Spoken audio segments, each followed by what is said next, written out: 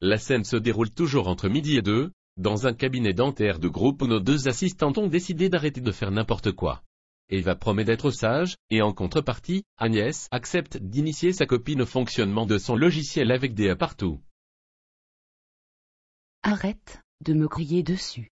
C'est bon, je ne recommencerai plus. Promis, avec Madame Dubreuil, j'arrête de déconner. À ce sujet, hier soir, ma petite nièce est rentrée en pleurs de l'école avec une mauvaise note en dictée. Je t'en ai déjà parlé, elle est vraiment douée en orthographe. La dernière dictée se terminait par « Des poules se sont échappées du poulailler dès qu'on leur avait ouvert la porte ». Elle avait mal compris, et la maîtresse lui a mis une mauvaise note. Pauvre bout de chou. Et elle avait compris quoi? Des poules se sont échappées du poulailler. Des cons leur avaient ouvert la porte. Allez, on parle d'autre chose, et toutes mes excuses à Madame Dubreuil. Mon boss m'a demandé de me familiariser avec ton logiciel. Il admet enfin qu'on ne peut pas continuer comme ça et il est prêt à en changer. C'est vrai que depuis la mise en place de la CCM, c'est devenu la galère. Toutefois, et avant de faire quoi que ce soit, il veut être sûr de ne pas se tromper une seconde fois. Lui, en fait, et comme il a l'habitude de le dire, il adore son métier, mais il est dentiste, pas informaticien. L'informatique, ça ne l'a jamais branché. Il préfère parler de voitures et de vacances. Côté informatique, il se décharge complètement sur moi. Tu peux me montrer plus en détail le fonctionnement de ton logiciel, surtout pour tout ce qui est en rapport avec la CCM. Tu vois, je sais de temps en temps être sérieuse. Pas de problème, et avec plaisir, mais à partir de maintenant, tu vas t'entraîner sur des fiches de patients fictifs. Je suis sûr que dans quelques jours, tu en sauras autant que moi. Merci.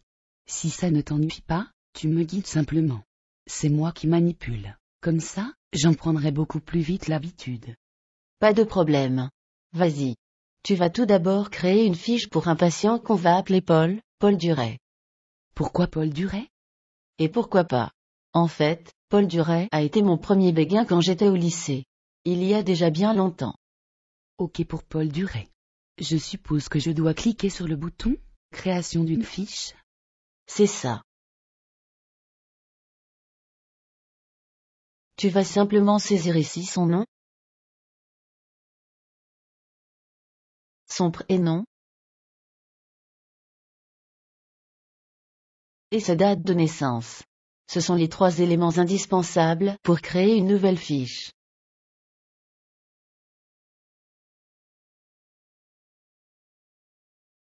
Ajoute maintenant une adresse, celle qui te passe par la tête.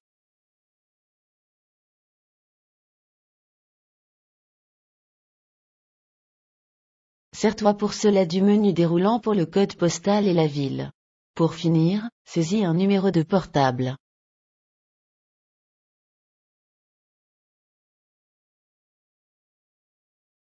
Attends, je crois que j'ai une ancienne photo de lui qui traîne sur le disque dur. Fais un clic droit sur l'image en haut, à droite, et cherche sur ces 2 points la photo de Paul Duret. Elle doit être tout en bas. Voilà, c'est bon.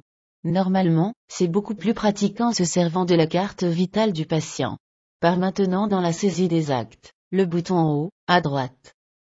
Jusqu'ici, ça va, c'est cool. Suite à une création, la fiche s'ouvre toujours sur le schéma « État initial ». C'est l'état dans lequel se trouve le patient lors de sa première visite au cabinet. Tu n'as qu'à saisir que quelques outrages du temps, mais pas trop. Ne me l'abîme pas mon cher premier amour de jeunesse. Ça, je sais faire. C'est d'ailleurs ce que je préfère sur ton logiciel. Faire des misères aux gens? Non, faire des drag and drop, tu sais, je le drague. Puis, je le laisse tomber. Puis... Ça suffit. Sois sérieux sinon on arrête tout. Je suis d'accord avec toi pour les drag and drop, c'est en fait le seul logiciel qui fait ça. Je ne lui enlève que 3 dents, ça te va? Oui, ça suffit. Donc, tu vois, on ne saisit ici que ce qui est important, les dents absentes, les prothèses. Passe maintenant sur le schéma des actes en cours en cliquant sur le bouton du haut. Je vois. Les boutons du haut donnent accès aux différents schémas. De l'état initial qui est le plus ancien, aux actes en cours sur lesquels on va saisir les actes réalisés. Et jusqu'au plan de traitement et de vie pour ce qu'il est prévu de faire.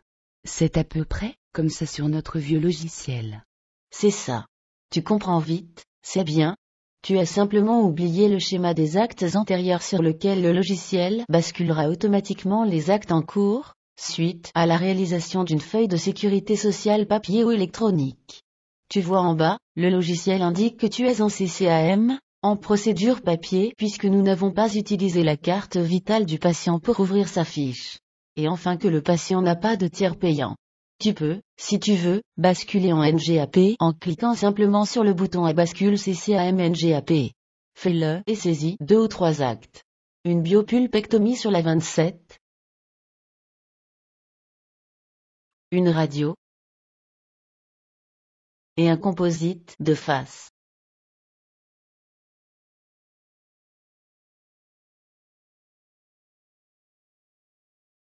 Sous le schéma, tu trouves maintenant tous les actes que tu viens de saisir, cotés en NGAP.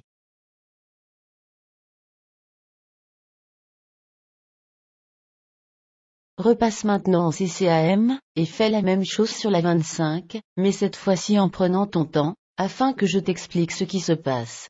Tu m'as dit l'autre jour que le fait que le logiciel trouve tout seul le bon code CCAM était magique super renversant. En fait, ce que ce logiciel dentaire est le seul capable de faire pour trouver par lui-même le bon code CCAM est sans aucun doute super et renversant, mais pas vraiment magique. Saisis tout d'abord ton obturation canalaire sur la 25. En sélectionnant l'outil biopulpectomie pulpe vitale, le curseur prend la forme de l'outil, un contre-angle avec un lentulo. Le logiciel a déjà fait un premier tri sur les 900 actes de la CCAM dentaire, pour ne garder que les actes correspondant à une obturation canalaire sur pulpe vitale. Le logiciel attend maintenant que tu désignes la dent traitée pour valider automatiquement cet acte. Sélectionne maintenant l'outil « Radiotraitement endo ». Tu as remarqué que si en NGAP, il y avait des radiographies rétro-alvéolaires standards, avec la CCAM, il en existe maintenant 3 types, des radiographies diagnostiques qui sont situées, tout en haut de la liste des outils. Des radiographies pour des traitements endodontiques, à utiliser lors d'obturation canalaire. Et enfin un 3e type de radiographie, radio-intervention hors endo, qui est positionné un peu plus bas à proximité des extractions. Du fait de la position des différents icônes de radiographie, il est difficile de se tromper.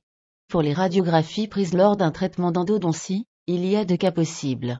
2 radios ou plus, ou 3 radios ou plus. Au début, et pour faire la différence, lis bien le libellé qui s'affiche sous le schéma. Cela fait partie des subtilités de la CCAM. Pour le composite, dès que tu désignes une face de la dent concernée, le logiciel désigne sous le schéma, sur la liste des actes CCAM possibles, l'acte le plus logique. Pour notre cas, un composite de face.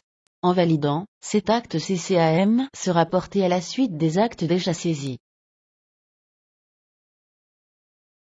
Si tu fais maintenant un composite sur la 11, tu vas t'apercevoir que, bien que tu te serves du même outil, le logiciel va se conduire différemment. En fait, sur le bloc incisivo-canin, il existe la notion de reconstitution d'angle. Si tu saisis un composite sur la face mésiale et le bord incisif, le logiciel pointe sur la reconstitution d'un angle. Si maintenant, tu ajoutes la face distale, il pointe sur la reconstitution de 2 angles. À ce stade, soit tu valides simplement le choix du logiciel, soit tu peux continuer à désigner d'autres faces, soit tu peux forcer l'ordinateur à choisir un autre type de composite, 3 faces par exemple en cliquant sur une des lignes de la liste avant de valider. Enfin, tu peux en cliquant sur le début de la racine, provoquer une validation automatique d'un composite avec ancrage radiculaire. Tu as tout suivi. C'est par l'application de cette logique implacable que ce logiciel est si simple à utiliser. En fait, comme on nous l'a expliqué au tout début de l'utilisation du logiciel, sa conception très complexe a pris 11 années. Et offre une simplicité d'utilisation ahurissante et unique. Si, pour terminer, tu choisis maintenant un acte simple, un détartrage, par exemple, tu peux voir que le code CCAM, ainsi que le libellé long correspondant, s'affiche sous le schéma dès que tu as sélectionné l'outil. Il ne te reste plus qu'à porter ton outil détartrage sur le fond du schéma, pour qu'il se valide automatiquement. C'est bien. Je pense que ça suffit pour aujourd'hui. En fait, à l'utilisation, il n'y a pas de différence entre la NGAP et la CCAM. Les manipulations sont les mêmes. c'est le logiciel qui s'occupe de tout. En 2 mots, c'est le pied. Donc, on va s'arrêter là pour aujourd'hui. Demain, on lui fera un devis pour un bridge, et on saisira quelques autres soins. Merci beaucoup.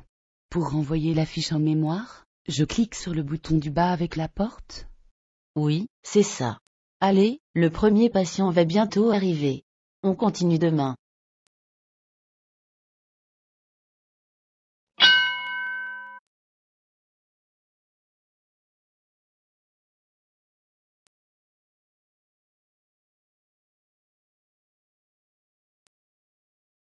Agatha 7 est le seul logiciel écrit pour la CCM. Avec C, Drag and Drop, il cherche automatiquement pour vous les codes CCM des actes réalisés. Agatha 7, c'est 11 années de réécriture, 85 000 heures de travail, et un investissement de 2 millions d'euros. Si, depuis le passage à la CCM, vous n'êtes plus satisfait de votre ancien logiciel, nous avons la solution. Tous nos remerciements à la société Voxygène pour ses voix de synthèse.